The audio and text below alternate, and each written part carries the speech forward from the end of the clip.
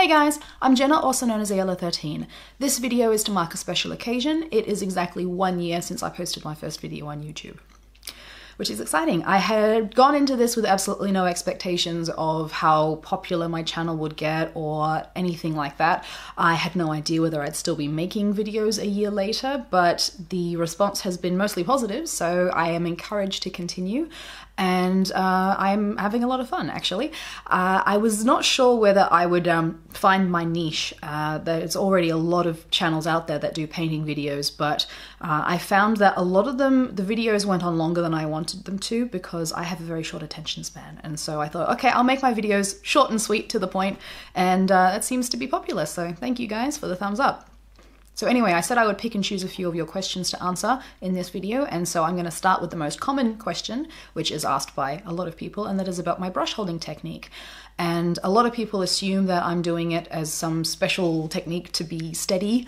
It's not the case. That's just how I hold my pencil, and it's a bit of a long story, actually. You see, I grew up moving to different countries every few years because of the way my family worked. And I ended up in Indonesia when I was about 5 years old and just starting school and learning to write.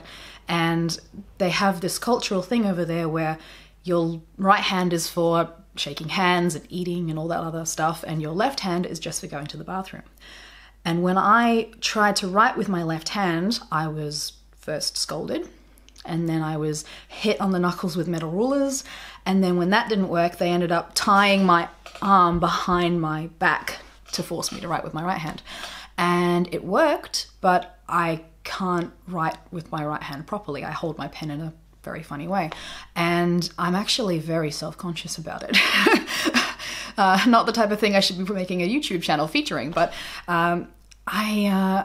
it's funny because as a little kid, looking back on it now, if I'd said something to my parents, I'm sure they would have had a problem with the way I was being treated. But as a little kid, I just assumed that the adults knew best and that I was the one doing the wrong thing because I wasn't doing what they wanted to do. So every time someone brings up the paint holding technique, the paintbrush holding technique, I just feel very, very self-conscious and like, oh, I'm still doing it wrong. But I've tried, I can hold my pen correctly, but when I do, my paintbrush control goes right back to when I started painting, and I don't want to go back there. So sorry guys, you're gonna have to just deal with my terrible paint holding technique. So my next question is from Dro250, who's asking, will I be making another video on converting? And my answer is yes, I could. I've got a couple of conversions in my mind already, but my last two conversions that I put videos out for were making reins for mounted models and making a bedroll, which can be used for whatever model you want to. You just take it and apply it. But my main conversions that I do are they're really just taking one model and turning it into a different model. And that's not going to be so useful for everyone else. So if you want to see it, just because you want to see my creative process, let me know. I'll give it a go. I'm willing. So my next question is from Blue52, who says, what do I wish I was told as a beginner? Now, there are plenty of things that I wish I'd been told as a beginner. That's actually one of the reasons I started this channel, to give out many, many hints. And so I've done tons of videos, and I would say a lot of the things in my initial videos, like how to prep models, were things that a beginner could really benefit from. But I think what I'll do is interpret your question as in like a little bit more philosophical. And one of the things that I wish I had taken on board earlier was that my models don't need to be perfect, which I've tried. When I was starting painting, I would paint a model, hate it, paint over it, hate it even more, paint it again, hate it even more, and it's not fun anymore. It becomes a chore, and I end up hating the model, hating myself, hating the entire hobby. I mean, this is supposed to be something we do for enjoyment purposes, so that's wrong. So what I did instead was I realized, you know what?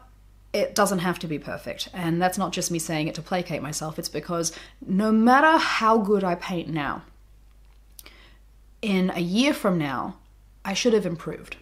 Fingers crossed. Everyone should be constantly improving their craft. So that means that even if I waste my time painting a model to make it perfect, what's perfect for me now is not going to be perfect from me a year from now. And if I'm trying to make my army match so that it all looks coherent on the battlefield, then I'm going to be constantly spending my life repainting everything, which doesn't sound like fun. So letting that go and just saying, you know what, it's probably better that I finish painting a model than have it absolutely perfect has been a great mantra for me, I think, because it gives me the ability to move on with my painting and try other things and accept that sometimes I stuff it up and I'm not happy with it, but you know what, it's done, who cares? At least it's better to accomplish something than to repaint model again and again and again and have nothing to show for it in the end. And it really upsets me when people look at amazing paintings or models online and go, oh, well, I'm giving up now. I'm throwing away my brushes. There's no point of competing with that. And my thoughts are, you should be inspired by that, not intimidated, because you don't have to paint like that. If you want to paint like that, then go ahead. But I don't want to paint like that because it's going to take so much more time and effort than I am actually willing to put into my hobby.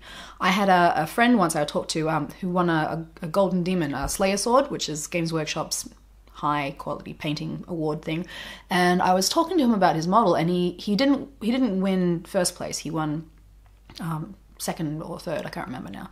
And he was talking about how he'd spent 8 months painting that model, and my jaw just dropped. I thought, 8 months painting a model? I could paint an entire army in that time. And then it turns out that's actually pretty typical for people who are doing these really, really high-end painting competitions. They'll spend the year painting maybe 2 models or so. And that's the league that they're in. I don't want to be in that league. I'm not Olympic League. Put me in the little leagues. That's where I belong. I would rather paint lots of models to my standard, which I say would sit somewhere between tabletop quality and display quality, somewhere around there. But I don't need to aim for that top tier. That's not where I belong. I'm quite content now where I am. So if I see these amazing, amazing models, I just go, wow, that's amazing. I don't need to do that. I just admire it for being pretty. And that's where I hope that other painters will be. When you see something cool, don't get despondent. Don't let it bring you down. Be inspired by it. If you want to try and emulate it, go for it. But chances are, there's a reason that you don't want to paint like that. It's going to take way too much time and effort, and, you know, maybe we've got other things we want to do instead.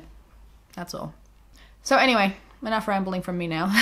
Happy 1 year anniversary, everybody. Yay. Thank you for your support, and I will see you next time.